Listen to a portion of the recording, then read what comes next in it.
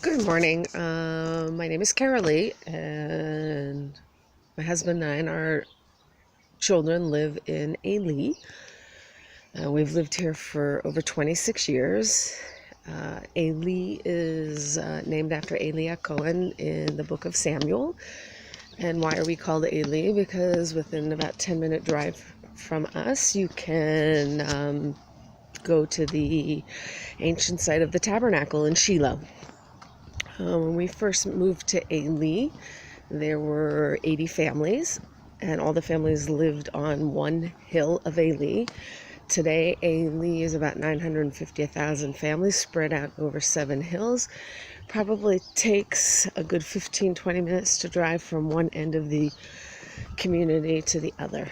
Eli was designed to be a yeshiva kihilati, which means that it has people more or less observant religiously. Until the second intifada in the early 2000s, I would say the yeshuva was more like 60-40, 60% more observant and 40% less observant. From the time of the intifada, less non-observant families moved in. We got to Eli because there was a garin of people who made aliyah who had studied at Princeton University, and that's where my husband studied. From that original garin of folks from Princeton, we are the last family, as well as one other person. Eli, is a beautiful yeshuv, meaning the design and the effort that was put into making it pretty. If you can see, most of the stuff is from behind me. I don't actually know how to switch this. It's just a well-designed, well-thought-out yeshuv. So what do we in Eli have? Well, when we first came to Eli, there were about 3 ganim. Since my youngest is 16, I don't actually know the number of ganim there are now, but it's somewhere between 13 to 15 ganim for children ages 3 to 5. We have 2 daycare centers, one in the main part of the yeshuv, as well as one on one of the outlying neighborhoods. We have a mamlachti dati girls elementary school, as well as a mamlachti boys elementary school, and there are 2 private, more Talmud Torah-like girls and boys school.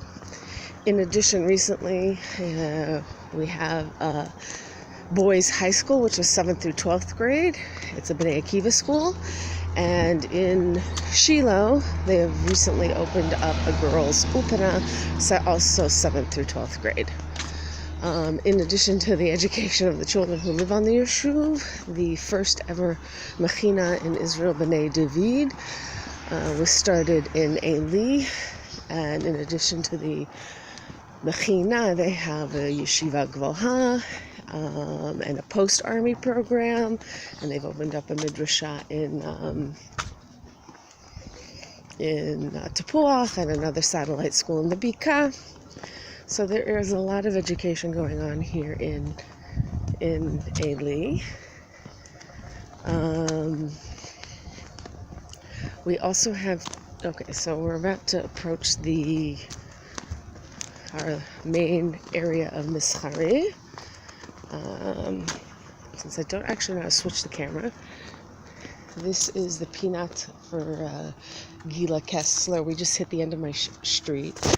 Gila was murdered in a terrorist attack in 2002 when she was 19 years old, when she was on her way home from national service. When a tragedy hits our community, we mourn, we grieve together, and then we have to build something. No tragedy can hit this yeshuv without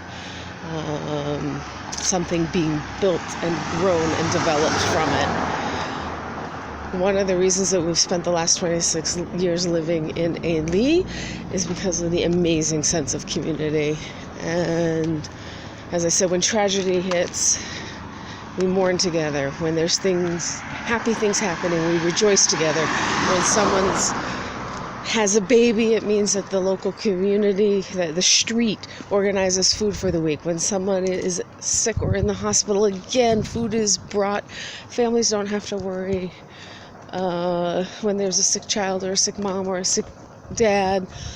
Also child care. We have, because of the Mechina, we also have a population of families where the husbands are in Keva in the army. They're career army officers, and they're not home so often, and we have programs designed for them so these women are not raising their children and taking care of everything on their own, and they have a support system.